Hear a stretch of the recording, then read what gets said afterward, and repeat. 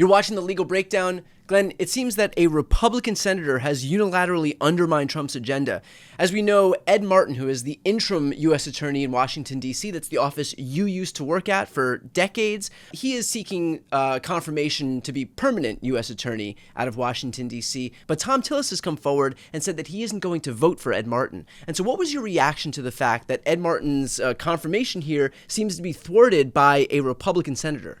You know, Brian, my reaction is hallelujah for the rule of law and for the safety of the people of the District of Columbia. This is not hyperbole to say Ed Martin is a danger to the people of the District of Columbia. This is a guy who helped organize the Stop the Steal campaign, who is an election denier. This is somebody who Donald Trump installed as acting and then interim U.S. attorney to be the top prosecutor in Washington, D.C. This man has not prosecuted one day in his life, not so much as a traffic violation. He was a defense attorney, and he represented some of the January 6th rioters and insurrectionists. Now, I don't criticize him for that because the Sixth Amendment gives everybody a right to competent and zealous counsel. However, when he came, marching into the U.S. Attorney's office in D.C., Brian, here's some of what he did.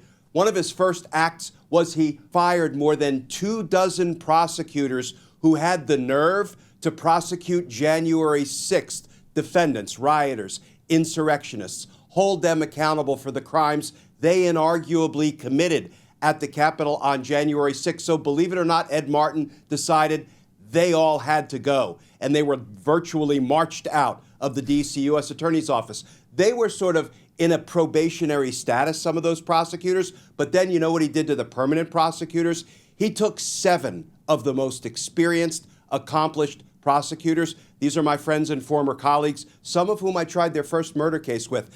These prosecutors were experts in things like murder prosecutions, public corruption prosecutions, and national security prosecutions, but they had the nerve to prosecute the Oath Keepers and the Proud Boys and other January 6 rioters and insurrectionists. So Ed Martin busted them down, demoted them for no reason other than retribution to do Donald Trump's dirty bidding, busted them down to handling the lowest level offenses that office handles, misdemeanor cases. So this really does represent a danger to the people of the District of Columbia. And there are so many other transgressions and abuses of office perpetrated by Ed Martin. So when I saw Senator Tom Tillis stand up and say, I will not vote to confirm Ed Martin, first of all, he really did buck Donald Trump, because Donald Trump had been posting about how I am urging Republican senators to support his nomination and confirm him. That was a lot of pressure coming from the White House. But here is the real reason that Tom Tillis's vote, one vote though it may be, is so important. He's on the Senate Judiciary Committee, which is a 10-12 split, 10 Democrats, 12 Republicans. And if just one Republican votes against Tom Tillis, it's an 11-11 tie, and Martin doesn't even make it out of committee to get a full Senate vote. So it looks like the Ed Martin nomination is, if not dead, it's on life support, and they're about to pull the plug. In fact, Senate Majority Leader Thune has gone on record as saying it looks like that, Martin's nomination may not make it. It's not a done deal, but it is very close, and it's a very good day for both the rule of law and the people of Washington, D.C.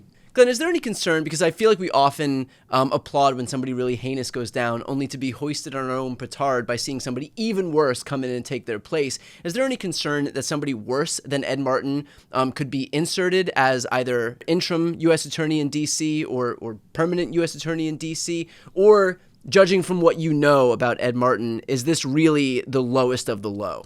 Yeah, 2 great questions, Part A and Part B. Part A, you bet there's concern, significant concern. Think about where we went on the Attorney General front. We started out with potentially Matt Gaetz. We all thought, the world might come to an end if he was confirmed as Attorney General.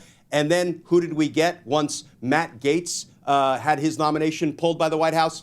We got Pam Bondi. And look at what an absolute train wreck for both the rule of law and loyalty to the Constitution. Pam Bondi has proven herself Right. to be. I'm not sure there's any daylight between how Matt Gaetz and Pam Bondi would have actually comported themselves as AG. Other than the fact that Pam Bondi, as best we know, has never been investigated for child sex trafficking. Of course, Matt Gaetz was never indicted. The case kind of fell apart. But yeah, I think either one of those would have been horrific choices for both the rule of law and the American people. So sometimes we take this approach, hey, the devil we know. And right now, Ed Martin is the devil we know. But Brian, he has so decimated the morale of the people at the D.C. U.S. Attorney's Office, and he poses such an imminent danger to the people of Washington, D.C., where it's clear he doesn't care about having efficient, effective, and experienced prosecutors protecting the people of D.C. You know, he just wants to do Donald Trump's revenge bidding that it's hard for me to envision, and I may rue the day I say this, it's hard for me to envision someone worse than Ed Martin. But Ed Martin is so bad that we have to dislodge him, and then we'll take our chances to see who Donald Trump might try to, cram into that position in the aftermath of Ed Martin. Glenn, are you hearing anything from the folks who are still working under Ed Martin in terms of this new development, how they might feel? Yeah, Brian, the prosecutors who are still there are very discreet, and they're not going to speak out of school. Just as when I was a prosecutor for 30 years, I was prohibited from sort of disclosing or divulging anything that was going on inside the U.S. Attorney's Office that might sort of compromise ongoing investigations, for example. But you know what? These folks are a couple of people removed. The former U.S. attorneys, in fact, Brian, there's something called the United States Attorneys Association that includes hundreds and hundreds of current and former prosecutors who had the honor of working for the D.C. U.S. Attorney's Office.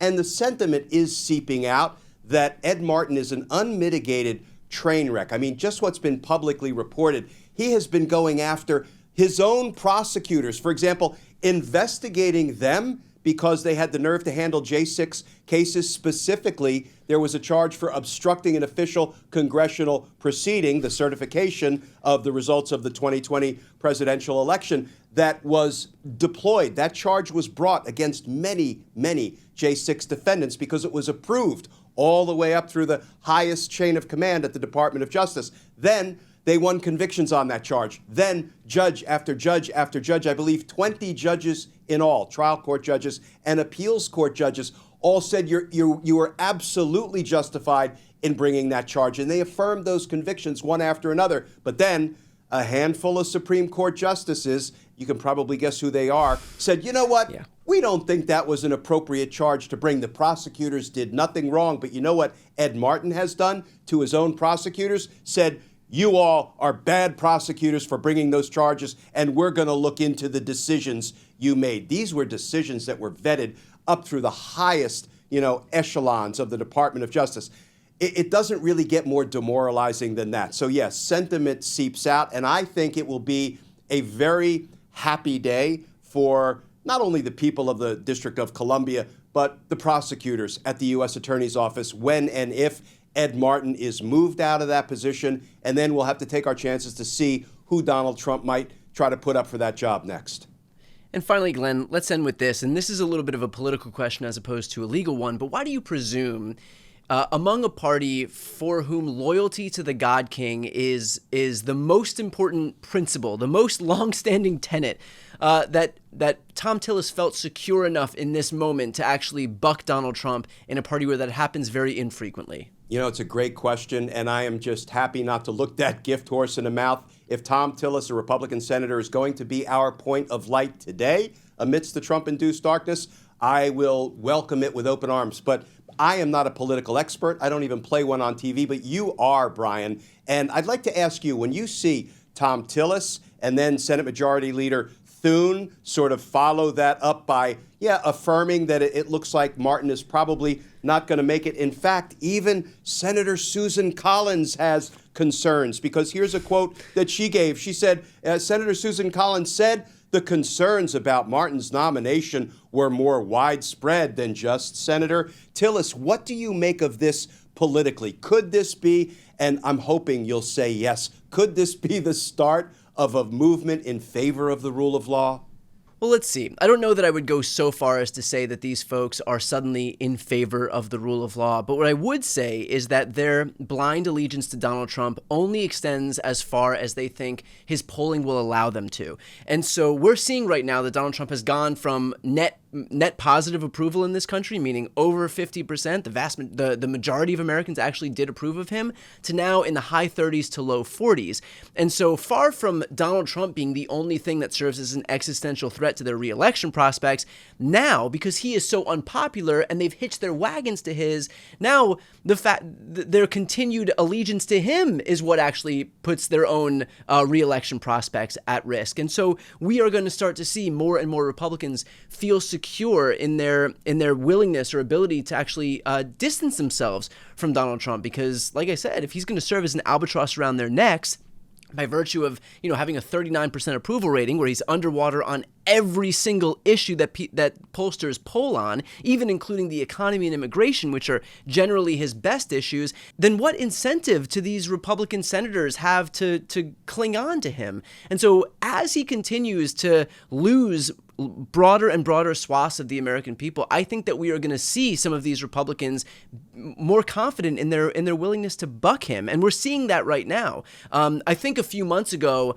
the notion of alienating one of Trump's appointees or nominees would be just completely unheard of. It is why we have Pete Hegseth, a weekend Fox anchor, in charge of the military. It's why we have a kook like RFK Jr., who is an avowed anti-vaxxer, in charge of our nation's healthcare apparatus. And so the fact that we have so many of these people in office is a testament to the grip, the ironclad grip that Trump had on all these Republican senators because of his high polling. But now that that's going away, now that he's losing the support of Americans, I think that will free up some of these Republican senators, not because they're doing this out of some a sense of virtue or principle, but simply because it's most politically expedient for their reelection prospects. But look, we'll take what we can get at this point. Yeah. So Brian, you're saying there's a chance. I'm saying there's a chance. Look, if the vast majority of Americans will defer to these pro-democracy positions, then maybe that might be the incentive that these Republican senators need to buck Donald Trump on these issues. Again, not because they care about democracy or law and order, but because if too many people err on the side of those issues and too many people are against Donald Trump, then that may very well just be the way that the wind is blowing. And as we've seen in more cases than we're comfortable with, many of these Republican politicians, they'll just go in whatever direction the wind blows them. So with that said, we will, of course, stay on top of what happens in these hopefully final days of Ed Martin's flailing nomination. For those who are watching right now, if you'd like to follow along, please make sure to subscribe. The links to both of our channels are right here on the screen. It's the best way to support our work and the best way to support independent media more broadly. I'm Brian Tyler Cohen. And I'm Glenn Kirshner. You're watching The Legal Breakdown.